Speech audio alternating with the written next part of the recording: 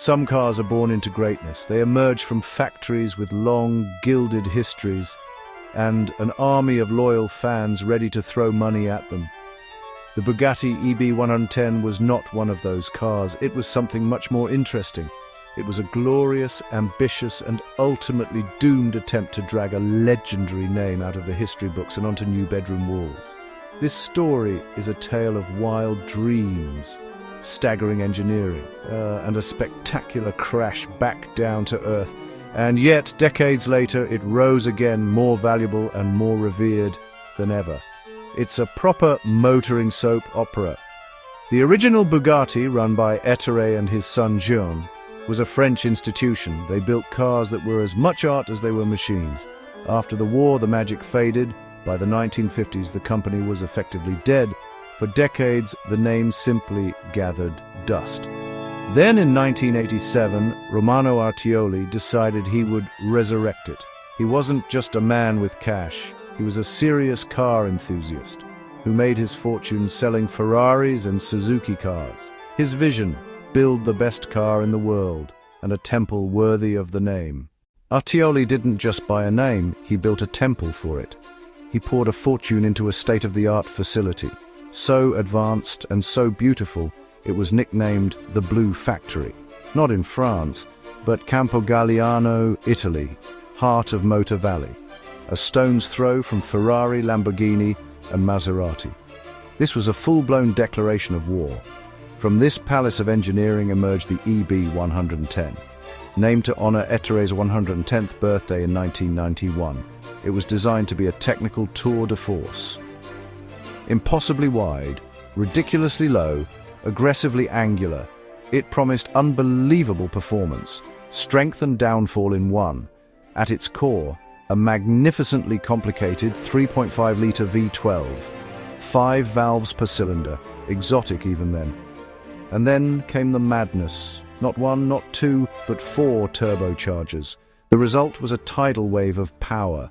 The GT made 553 horsepower, staggering for the early 1990s.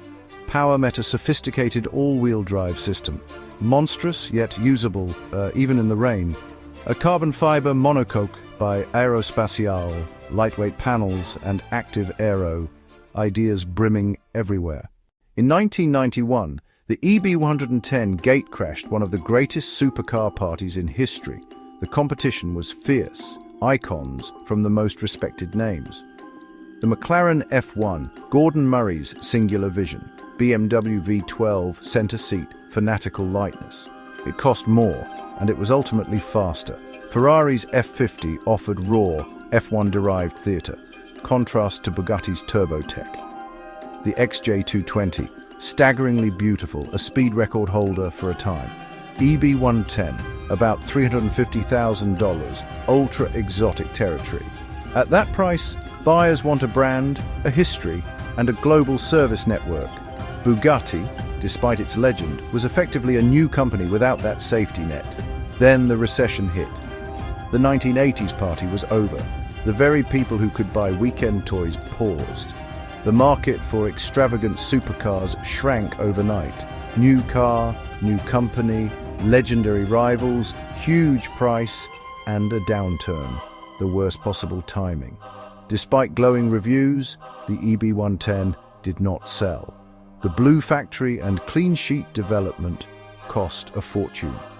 Artioli's other ventures, including Lotus, strained resources further. In September 1995, Bugatti Automobili SPA was declared bankrupt. The gates were locked. Production lines fell silent. Only 139 cars were built. Parts and unfinished chassis were sold off to Dower and others. For years after bankruptcy, the EB110 lived in limbo, a forgotten hero. Parts were scarce, service was hard, values languished. You could buy one for less than its original $350,000. Then a new generation looked back and saw a car ahead of its time. Quad-turbo V12, all-wheel drive, carbon monocoque, ambition reappraised. Its rarity, once a weakness, became its strength. Prices crept, then sprinted past $1 million. EB110 SS examples soared well beyond $2 million. Today, the EB110 is a blue-chip collectible. Its legacy bridges eras, Campo Galliano's ghost guiding Molsheim's present. Volkswagen acquired Bugatti's rights in 1998 and inherited Artioli's modern precedent. EB110 proved Bugatti could build the most powerful, advanced and expensive road cars.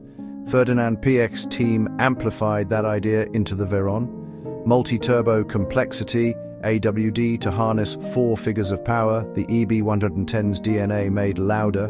Without EB110, would Veyron or Chiron exist as they do? The EB110 is a car of glorious contradictions, a technical masterpiece and a commercial disaster, an Italian creation that revived a French legend. Its failure ensured rarity, its rarity ensured triumph.